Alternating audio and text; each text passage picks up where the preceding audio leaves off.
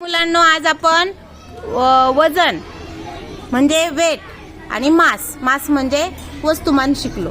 तर आपल्याकडे जे वजन आहेत ते आपण काढलेले आहेत. तर बघा बरं, 1 किलो बरोबर किती? बरं 1 किलो म्हणजे किती ग्रॅम? 1/2 किलो. बघू बरं 1 किलो दाखवा बरं. हां, छान, व्हेरी गुड. हे काय 1 किलोचं आपलं माप आहे.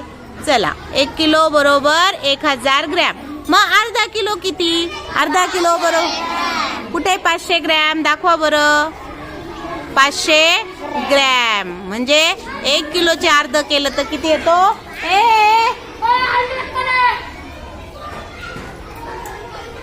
1 किलोचे अर्धा म्हणजे 1/2 किलो.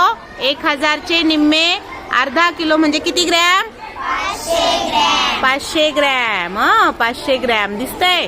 आता बघा पुढे, पावशेर. पाव किलो म्हणजे किती ग्रॅम? 250 ग्रॅम. बघू बरं कसं केलं. 250. हे 200.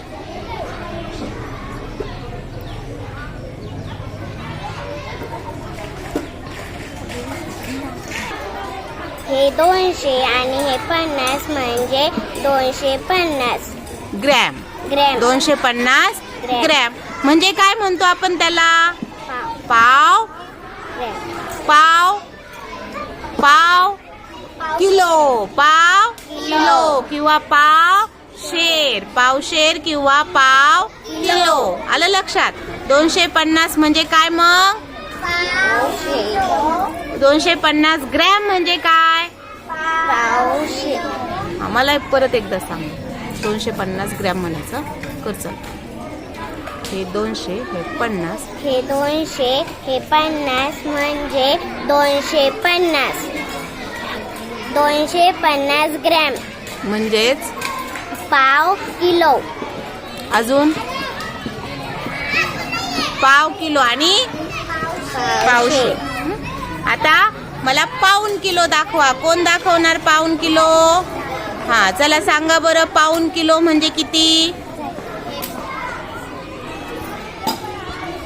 हे 500 हे 200 आणि हे 50 म्हणजे 7 हा, म्हणजे 750.